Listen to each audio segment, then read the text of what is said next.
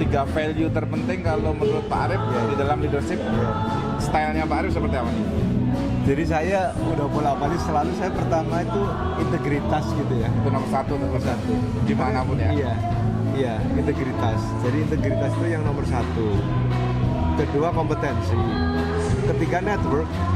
Jadi kan gini, kalau ibarat pohon ini ya, pohon kan ada akar, ada batang, ada daun kan. Yang membangun pohon itu menjadi kokoh kan akar. Ya. Akar dari pohon itu adalah integritas. Oke. Ya, integritas itu dibentuk menjadi karakter seseorang yang berintegritas, ya kan? Kemudian integritas itu yang akan menjadi fondasi kompetensi kita, batangnya kan. Tapi kompetensi kan nggak cukup. Kenapa? Karena kan kita menyelesaikan masalah itu tidak cukup dengan kompetensi saja. Kita butuh network. Network itu yang akan, karena gini, dengan banyaknya network, dengan banyaknya teman, Semua masalah ada solusinya. Ada solusinya.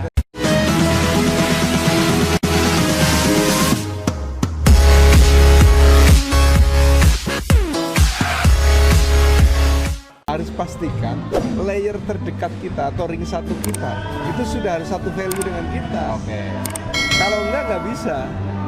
Itu pertama itu dulu. Minimal N1-nya sudah. Iya. Jadi ring satu harus satu value, ring 2 di-influence oleh ring 1 untuk menjadi ini, terus cascading ke bawah. Dan itu nggak gampang. Dan itu butuh effort yang besar. Kan proses itu dengan berbagai cara. Makanya kita harus yakin betul tim yang di paling dekat dengan kita itu satu ton nggak gitu. Kalau nggak sulit. Nah, terkait dengan tadi walk the talk tadi kan, menurut saya value yang paling berat seorang leader. Karena ketika dia punya semua kuasa, semua authority, ngapain aja bisa.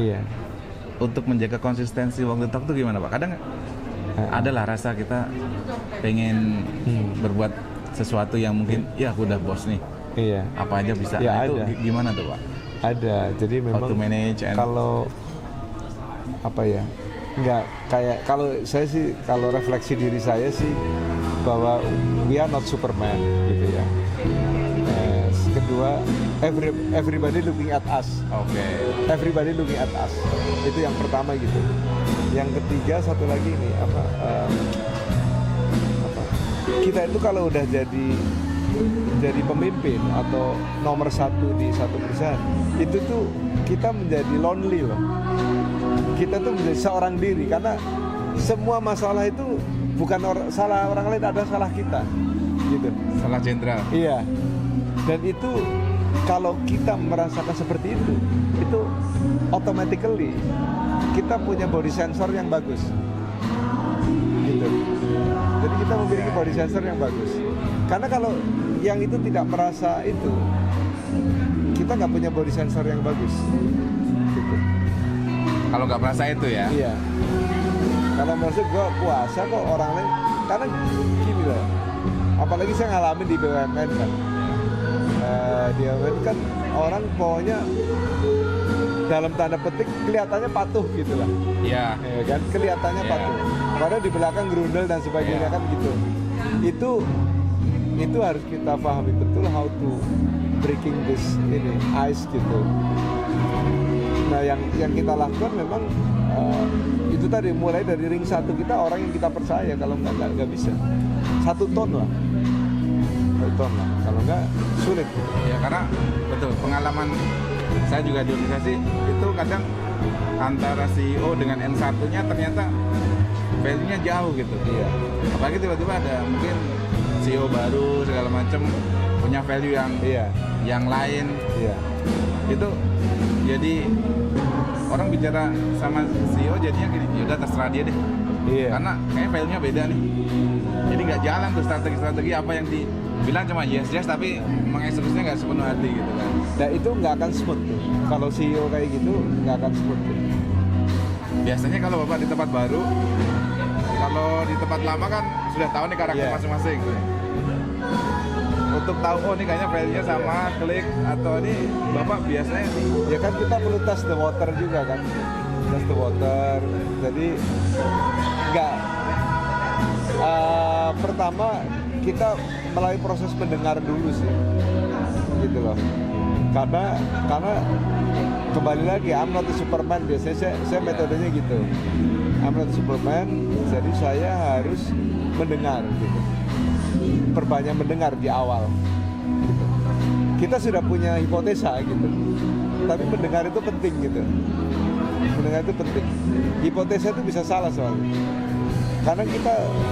Karena dulu saya juga nggak predik gitu. Oh, ternyata karakter di charter dengan ini bisnis lain. Oh, ternyata ada apa ya, simpul-simpul yang kita harus touch gitu ya, yang berbeda dengan yang di airline bisnis gitu ya. Karena nature of atau bisnis modelnya itu berbeda gitu. Pak, ini listening yang efektif pengalaman Bapak biasanya gimana Pak? Gini, sebenarnya prosesnya juga interaktif. Lebih cenderung kalau ibaratnya kita kayak lagi ngobrol gitu, pertama kita minta dia menceritakan dulu kan, menceritakan. Nah, dari proses menceritakan kita bisa scanning nih, tipe orang ini kayak apa gitu, ya kan, tipe orang ini. Habis itu kita cross check statement dia itu kira-kira konsisten atau sama dengan yang dipersepsikan oleh orang nggak gitu. Itu harus kita lakukan itu. Saya biasanya atas bawah gitu, samping kanan kiri, jadi cross check gitu. Menarik. Karena kalau nggak gitu, you cannot see who is your partner, the best partner or not gitu. Harus ada proses begitu, nggak bisa. Saya pikir di semua bisnis begitu. Menarik. Nah, kita harus begitu teman-teman.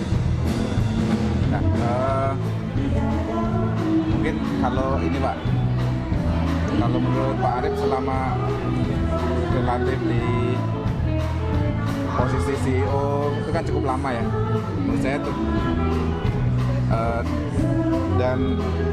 dan bisa dikatakan di berbagai bidang yang di ini berani dan sukses di situ. Misalnya Citylink build dari awal sampai settle dan segala macam, kemudian di Garuda. Nah itu tiga value terpenting kalau menurut Pak Arif di dalam leadership. Stylenya Pak Arif seperti apa nih? Jadi saya udah bolak-balik selalu saya pertama itu integritas gitu ya. Itu nomor satu. Dimanapun ya. Iya, integritas. Jadi integritas itu yang nomor satu. Kedua kompetensi. Ketiga network. Jadi kan gini, kalau ibarat pohon ini ya, pohon kan ada akar, ada batang, ada daun kan. Yang membangun pohon itu menjadi kokoh kan akar. Akar dari pohon itu adalah integritas. Ya, integritas itu dibentuk menjadi karakter seseorang yang berintegritas, ya kan.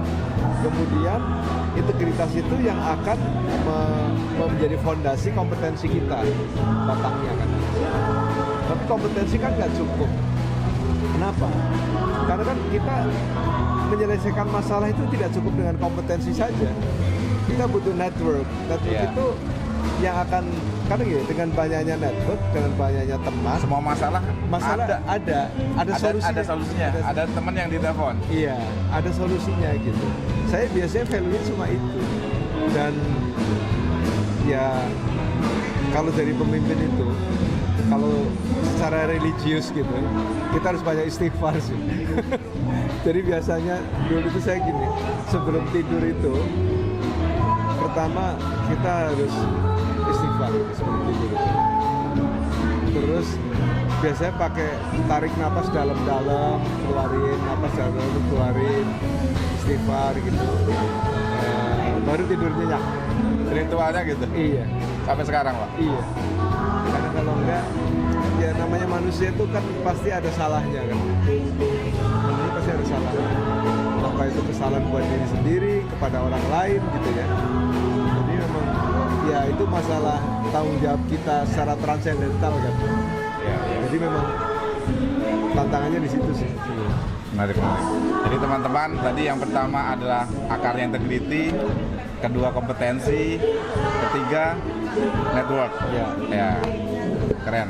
Nah, mungkin saran ataupun advice buat calon next leader ataupun milenial untuk mungkin bisa mencapai posisi top leader seperti Pak Arif ini, 3 sarannya apa Pak kira-kira Pak?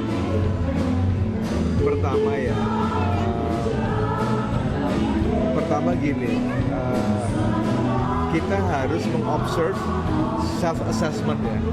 Karena apa? Orang itu sangat unik ya. Kalau di dalam ibarat tipe saya misalkan kan, kalau dalam tipe profil di psikologi kan ada DISC misalkan, ya kan? Saya termasuk yang D gitu. Jadi saya harus tahu persis saya itu berkarakter seperti apa, kemudian saya itu passion terbesarnya di mana, gitu. Itu yang harus menjadi basis kita dulu gitu. Kadang-kadang kita tuh suka tergoda, orang lain kok sukses dengan cara dia begini gitu. Itu godaan terbesar. Iya, memang untuk benchmarking bisa gitu. Tapi kita punya jalan sendiri. Iya, ada gap nggak antara yang menjadi persepsi kita, menjadi assessment terhadap self assessment diri kita. Jadi self assessment itu menjadi modal pertama untuk bisa melakukan, kita akan memilih yang mana jalan hidup kita kan gitu. Itu penting itu.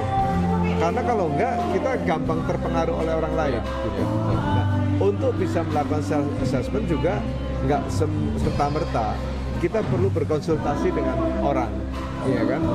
Kita perlu dengar, Pak, kalau Bapak punya persepsi kepada saya atau dan sebagainya, itu kan perlu kita lihat. Kan self assessment itu bukan tidak hanya sekedar perenungan diri, tidak gitu. Feedback orang lain juga menjadi penting gitu, iya kan? Jadi kembali lagi itu yang menjadi kita. Kemudian itu tadi, kalau kita kepengen menjadi leader, memang kita harus punya ini idola ya, atau yang menjadi panutan. Karena perilaku leader ujungnya itu sangat human being gitu. Perilaku leader itu sama yang diinginkan oleh seorang bawahan atau rakyat atau siapapun. Yang diinginkan menjadi leader itu sama sebenarnya. Mau di tingkat paling rendah, menengah sampai ke presiden pun yang diinginkan oleh orang itu sama yang diinginkan. Nah, perilaku itu kan yang harus kita serap sehingga menjadi perilaku diri kita gitu. Itu yang kedua ya. Setelah self assessment kita lihat itu. Yang ketiga, kita harus melakukan trial and error gitu. Mulai dari yang paling bawah. Kan saya dulu dari bawah. Jadi pada saat kita belum memegang jabatan apapun, kita sudah bisa menunjukkan diri bahwa kita itu seorang leader gitu. Seorang itu bukan sok gaya bosinya, no. You are part take of responsibility-nya. Sama problem solver. Jadi dalam setiap kejadian, dalam setiap isu, dia the problem solver. Itu sejak awal kerja. Iya. Tidak perlu menunggu jadi manajer. Nggak perlu. Jadi untuk menjadi manajer, problem solver nggak perlu jadi manajer dulu. Karena kita bisa sesuai porsi kita ya. Karena kan atasan kita akan lihat, oh ini anak kok selalu menyelesaikan masalah nih. Gitu. Kalau lagi pasal genting kok selalu dia yang nyelesain. Kalau saya nggak ada kok dia ini yang bantuin gitu. Tanpa saya suruh kok dia melakukan. Ya. Jadi kira-kira 3 itulah yang kita bisa lakukan. Self assessment, gitu kan. Kemudian kita benar-benar punya role model, panutan yang kita ini. Dan ketiga, kita try gitu, implementing gitu. Kalau boleh tahu, pada saat Bapak mau ninti karir itu role modelnya saat itu siapa? Saya itu ada beberapa. Jadi yang paling terdekat ya, waktu mulai dari, kalau yang globalnya saya ada beberapa. Kalau di internasionalnya itu saya itu ngelihatnya Jack Welch, oke. Kalau internasional, iya GE kan. Kemudian ada juga Colin Powell, oke. Itu dulu wakil presiden, iya kan, dari Menhankam, pangapnya Amerika kan? US. Itu kemudian internally kalau kalau manajemen tuh kan saya baca bukunya juga si Jack Welch gitu ya. Karena dia kan lompat kan dari bawah menjadi CEO kan. Dan sukses. Dan itu pasti ada sesuatu yang luar biasa di diri orang itu gitu. Nah, dia kemudian yang saya ngelihat betul itu, dulu saya punya namanya Robert Wallon, itu sekarang di staf khususnya Menteri Pariwisata ya. Itu termasuk yang inspiring saya untuk, ini orang bagus. Terus sempat jadi direktur di Garuda, nggak sempat jadi direktur tuh. VP aja terus pindah ke Gapura, kemudian ke Angkasa Pura. Itu role model saya. Ya, terus ketemulah Robi Johan, kemudian ketemu Pak Emir. Itu role model yang menjadi di manajemen yang di depan mata lah gitu. Yang di depan mata itu gitu. Jadi Bapak beruntung ketemu langsung Pak Robi Johan saat itu juga ya? Iya. Kan dulu zamannya Robi Johan diajarin cuma bilang kalau lu nggak bisa mencat orang nggak usah jadi manajer, kira-kira gitu. Akhirnya yang dipecat duluan human resource, VP HRD pecat duluan. Gitu. Tapi ngomong udah 8:30 nih. Keren banget nih.